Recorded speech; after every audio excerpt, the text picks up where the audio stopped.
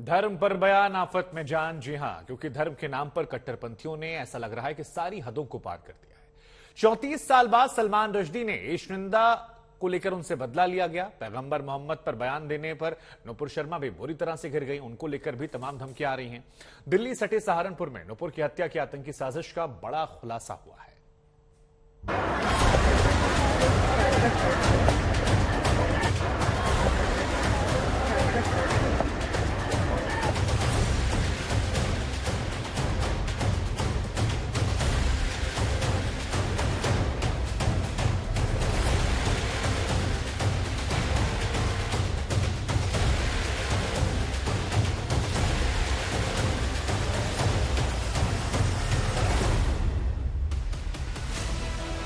धर्म पर बयान और ज्ञान से जान आफत में पड़ गई।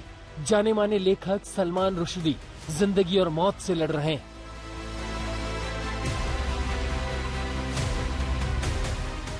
चौंतीस साल पहले उनकी लिखी किताब सैटनिक वर्सेस पर ईशनिंदा का आरोप लगा है। तब से उन्हें धमकियां मिलती रही हैं। जान पर खतरा मंडराता रहा है।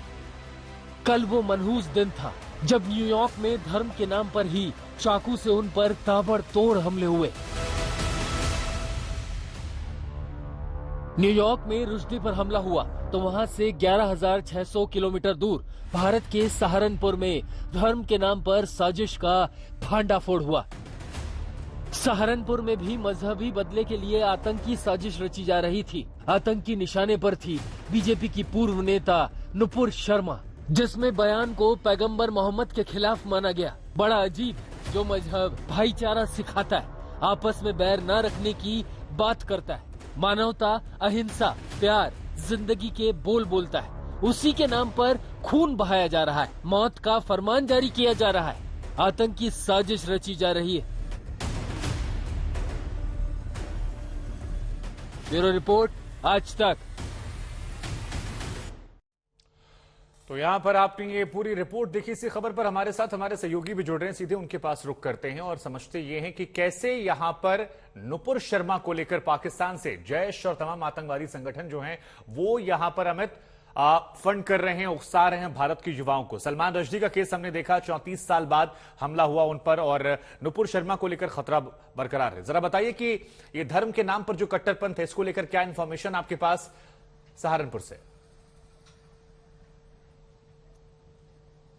जी शुभांकर, देखिए, मोहम्मद नदीम नाम का एक युवक इसी कुंडा कला गांव में, सहारनपुर के गांव में, उसको यूपी एटीएस पकड़ती है और उसके बाद कई सारे खुलासे सामने आते हैं। सबसे बड़ा दावा यह है यूपी एटीएस का कि 2018 से असल में ये पाकिस्तान के टेरर हैंडलर्स के टच में था। जैसे मोहम्मद और तहरीके तालिबान पाकिस्तान जैसे संगठनों के जुड़े हुए लोगों से लगातार बातचीत कर रहा था और एक हैंडलर से दूसरे हैंडलर तक इसकी बातचीत हो रही थी। और ये पूरा मामला इसलिए खुल पाया क्योंकि जब जिस तरह के सांप्रदायिक टेंशन वाला माहौल उत्तर प्रदेश में और बाकी देश में रहा हाल फिलहाल में, उसके बाद यूपी एटीएस हाई अलर्ट पे थी। उसके सारे यूनिट्स को अलर्ट पे डाल दिया गया था और उसी में डिजिटल फुटप्रिंट्स को खंगाला जा रहा था। और तभी मोहम्मद नदीम इस छोटे से गांव का, कस्बे का निकल के सामने आता है, जो जैसे मोहम्मद और टीटीपी जैसे संगठनों के टच में है।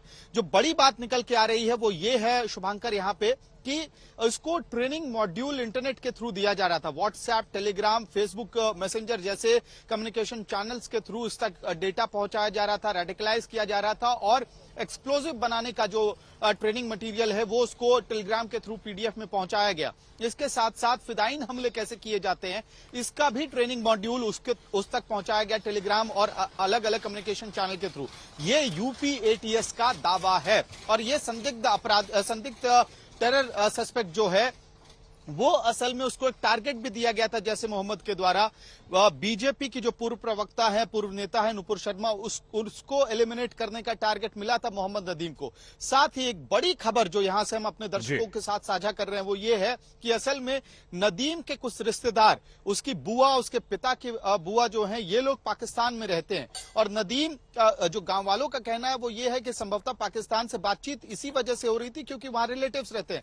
लेकिन यूपी एटीएस का कहना है कि ये अपने रिलेटिव्स का सहारा लेके उसको ग्राउंड बना के वीजा प्राप्त करना चाहता था ताकि पाकिस्तान जाए, वहां जैश की ट्रेनिंग ले और वहां से अफगानिस्तान मिस्र होते हुए सीरिया में जिहादी एक्टिविटीज में पार्टिसिपेट करे। यानी कि एक बहुत बड़ा मॉड्यूल था और सैफुल्लाह जैसे अलग अलग टेरर हैंडलर्स के पास भी इसको मूव किया गया। ये गनीमत यही है शुभांकर यहाँ पे कि पाकिस्तान जाने से पहले इस पूरे टेरर मॉड्यूल को बस्ट कर दिया गया। ये यूपी एटीएस का दावा है।